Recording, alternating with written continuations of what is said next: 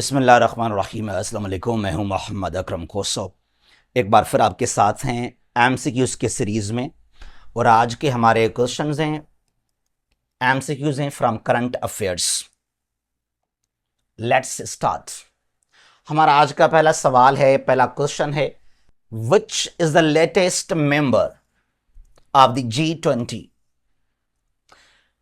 The right answer is a AU, African Union. AU means African Union. G20 इसके अभी जो हैं 21 members हो गए हैं। कितने? 21 मेंबर्स हैं, लेकिन नाम वही है G20, ग्रुप ऑफ 20। अच्छा, यहां पर जो है 19 कंट्रीज हैं, बाकी दो जो हैं वो कंट्रीज नहीं हैं। वो क्या हैं? वो हैं ऑर्गेनाइजेशंस। एक ये अफ्रीकन यूनियन, दूसरा कौन सा है? दूसरा है यूरोपियन यूनियन, EU। ठीक है जी।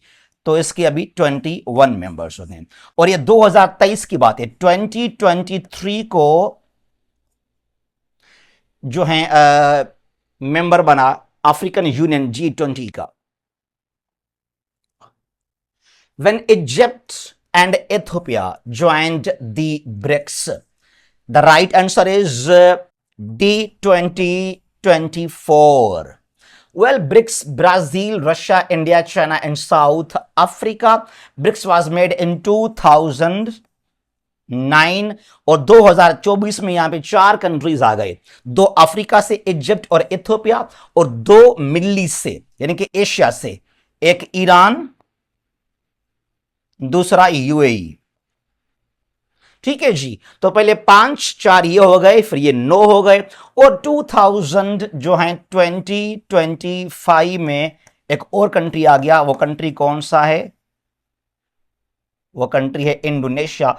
तो अब यहां जो है ब्रिक्स के 10 मेंबर्स हो गए। इसका नाम वही है, BRICS, Brazil, Russia, India, China and South Africa.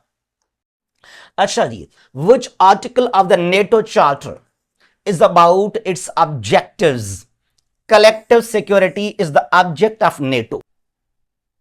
ठीक है जी। यहां जो है ऑप्शन सी सही है, यानी कि article 5 of NATO charter is about its object collective security. NATO के अभी 32 मेंबर्स हैं। कितने? 32 मेंबर कंट्रीज हैं। किसी भी एक नेटो मेंबर पर अगर किसी और कंट्री ने अटैक किया तो the whole NATO will respond collectively. ठीक है जी। Any attack on any NATO member will be considered as the attack on the whole NATO. Then NATO will respond collectively. ठीक है जी। NATO was made in Washington DC, North Atlantic Treaty Organization, in 1949 to counter the influence of Soviet Union. और इसका headquarter कहां पर है? Brussels, Belgium के अंदर। तो ये आर्टिकल जो 5 है, it's about NATO object, that is collective security. Defence का फोरम एक ही है। अच्छा, which article of NATO North Atlantic Treaty Organisation, which article of the NATO charter is about its expansion, open door policy. जब NATO बना 1949 को, तो इसके 12 फाउंडिंग मेंबर्स थे, 12 इसके मेंबर्स थे, कंट्रीज थे। और अब यहां पे 32 कंट्रीज हो गए, और भी आगे इंक्रीज हो सकते हैं। नेटो का और भी एक्सपांशन पॉसिबल है towards east to counter China and Russia. तो ये जो नेटो का एक्सपांशन है, जो कंट्रीज नेटो के मेंबर्स बन रहे हैं, तो कौन सा नेटो का चार्टर का आर्टिकल है उसके तहत? यहां जो राइट आंसर है that is a. NATO Charter Article 10 is about NATO expansion, NATO enlargement, open door policy.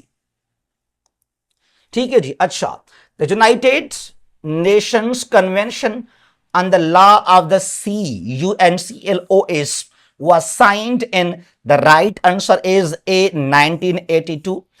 Water को लेकर, सी को लेकर दुनिया का बहुत बड़ा ये जो है अग्रीमेंट है, ट्रीटी है। How to address, how to resolve the water disputes, ये उसके बारे में है। ठीक है जी। अच्छा, the Geneva Conventions on the prisoner of war, POWs के बारे में है ये, was signed in, the right answer is B 1949। Actually यहां पास किए गए थे 4 जेनीवा कन्वेंशंस, ठीक है जी, on POWs, prisoners of war कहलाता है। जो जंगी कैदी हैं उनको नुकसान ना पहुंचाएं, उनकी रेस्पेक्ट करें आप, उनके भी राइट्स हैं, ठीक है। और इसी की वजह से पाकिस्तान ने जब 2019 में पकड़ा था इंडिया का पायलट विंग कमांडर अभिनंदन, तो उसको हमने कहा कि भैया आप आराम से यहां से चले जाएं, because we respected the Geneva Conventions of 1949, ठीक है जी। और उसके अलावा अभी जो हुआ क्लैश रिसेंटली ये मई महीने के अंदर, तो एक सोल्जर हमने पकड़ा इंडिया का बॉर्डर से, तो उसको भी हमने फिर इंडिया को वापस कर दिया। तो जंग में अगर सोल्जर्स, दुश्मन अगर मर जाए तो हो सकता है, जंग है ये, लेकिन अगर उसको जिंदा आप पकड़ते हैं, अरेस्ट करते हैं, तो फिर उसको आपको तकलीफ, नुकसान नहीं पहुंचाना है, ठीक है जी। अच्छा, the economic and social council, ECOSOC, जो कि यूएन का एक ऑर्गन है, हैज डैश मेंबर्स। कितने? C54 इसके मेंबर्स हैं। यूएन का एक ऑर्गन है, जो यूएन का बजट है, जो यूएन के फाइनेंशियल एक्टिविटीज हैं, जो यूएन के एजेंसीज हैं, these all are controlled, run by the economic and social council. और ये जो 54 कंट्रीज हैं, और यहां पर जो है they are for 3 years, change होते रहते हैं 3 years के बाद। The headquarters of the United Nations environmental programme, UNEP, is located in, the right answer is क्या है? बी, नैरोबी, कीनिया, अफ्रीका के अंदर। वाहिद यूएन का एजेंसी है जो नई नॉर्थ अमेरिका में और नई यूरोप में है, वो अफ्रीका में है। वरना जितने भी यूएन के एजेंसीज हैं या ऑर्गन्स हैं, या मिलेंगे आपको नॉर्थ अमेरिका के अंदर, यानी कि USA, कनाडा के अंदर, या यूरोपियन कंट्रीज में कहीं पर। ये वाहिद यूएन का एजेंसी जो कि नई अमेरिका में है, नई कनाडा, नई यूरोप में, यह है नैरोबी, कीनिया, अफ्रीका के अंदर। टू काउंटर ग्लोबल वार्मिंग, ये इसके बारे में है, ठीक है जी। द बाओ forum for Asia, BFA, was founded in, the right answer is 2001 की बात है। एशिया के अंदर बहुत बड़ा सा मीटिंग्स, डिफरेंट इश्यूज को हल करने के लिए, ये बाओ जो है वहां पर चीन में है ये। द हेडक्वार्टर्स ऑफ द बाओ forum for Asia is located in D, China. It is in China, वो सिटी भी यहां पर ये खुद है, बाओ। What was the headquarter of the Warsaw pact?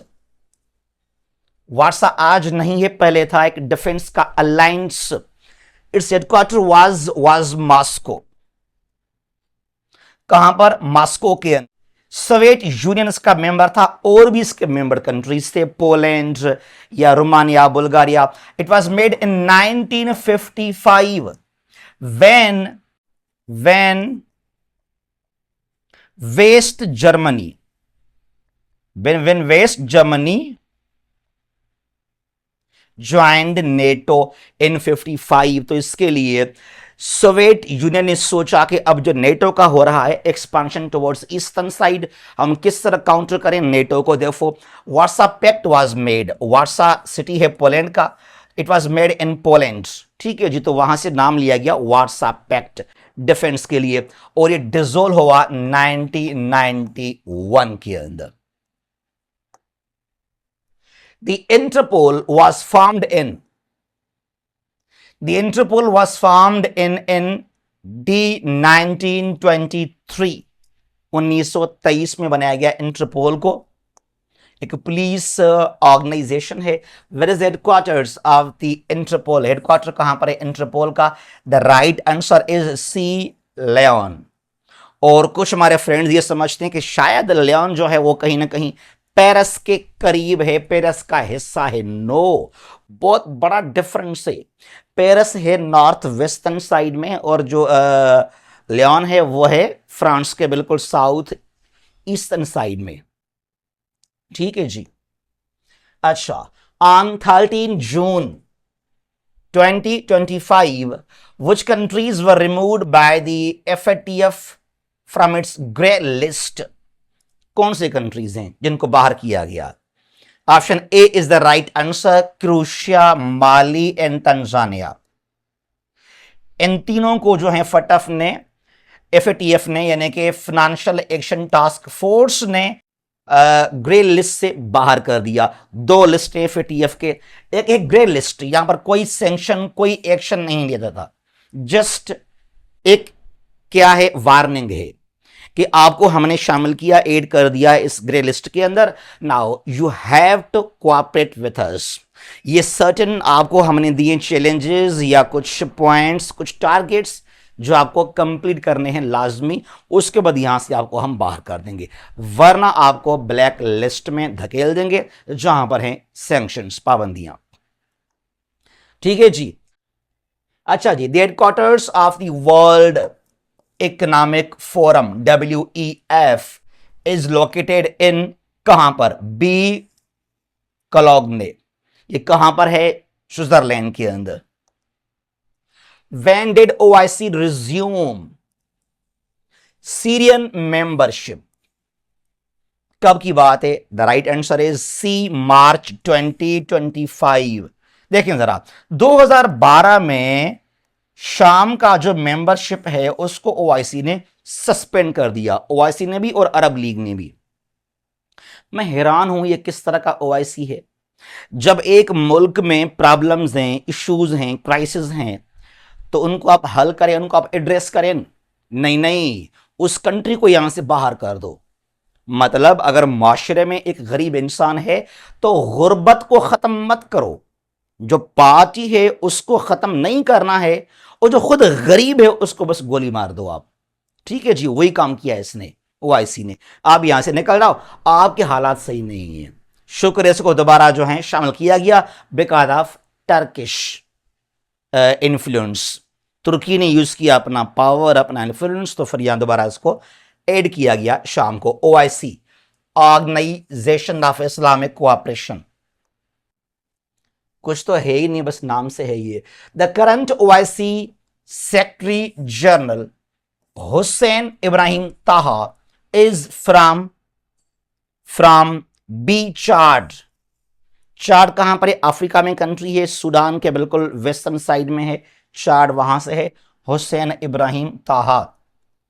The first OIC secretary general टंकू Abdurrahman, टंकू Abdurrahman was from Malaysia. The founding father and the first PM of Malaysia, Tunku Abdul Rahman, जो थे first OIC के secretary general. ठीक है जी। अच्छा, who is the current governor of the state bank of Pakistan? कौन है अभी? सी, जमील अहमद, जो हैं अभी गवर्नर है पाकिस्तान के स्टेट बैंक का। Who was the first governor of the state bank of Pakistan? SBP का पहला गवर्नर कौन था? The right answer is D, Zahid Hussain. ये 48 की बात है ये। Clear now? तो ये हमारे क्वेश्चंस हैं आज के, हमारे ये एमसीक्यूज हैं। ठीक है जी। In the end I would like to mention here कि हमारा सेशन आप लोगों के लिए फॉर सीसीई 2024 स्क्रीनिंग के हवाले से आज हमने माशाल्लाह 15 रिकॉर्डेड लेक्चर्स मुकम्मल करके ग्रुप में शेयर कर दिए हैं। आप जब चाहें इनको ले सकते हैं, ज्वाइन कर सकते हैं। हमारे ग्रुप में तकरीबन 140 फ्रेंड्स ऐड हो चुके हैं और यहां से हमने बनाए हैं 15 रिकॉर्डेड लेक्चर्स। एक लेक्चर में मोर देन 100 क्वेश्चंस को हमने कवर किया है। ठीक है जी। और उसके अलावा अभी जो है कल से लेकर हम क्या करेंगे कि डेली बेस पर कोई 10, 15, 20 जो इंपॉर्टेंट क्वेश्चंस हैं, चाहे वो करंट अफेयर्स को लेकर, ईडीएस के हवाले से, ज्योग्राफी के हवाले से, तो उनको भी हम ग्रुप में शेयर करते रहेंगे जब तक ये स्क्रीनिंग टेस्ट ना हो जाए। ठीक है जी। और ये हमारा जो है फीस है इसका जस्ट 3000 इसका फीस है। और ये जो है चाहे सीएसएस के अगर आप एस्पायरेंट हैं, जो एमपीटी है सीएसएस का, और जो बाकी भी टेस्ट हैं जहां पर एमसीक्यू बेस्ड टेस्ट हों, सबके लिए हमारे लेक्चर्स आप ये ज्वाइन कर सकते हैं। 3000 इसका फीस है। तकरीबन यहां पर हमने 1500 से 2000 क्वेश्चंस कवर किए हैं। और ये हमारा व्हाट्सएप नंबर है 034195988899। जहां भी हैं खुश रहें, महफूज रहें। अल्लाह हाफिज।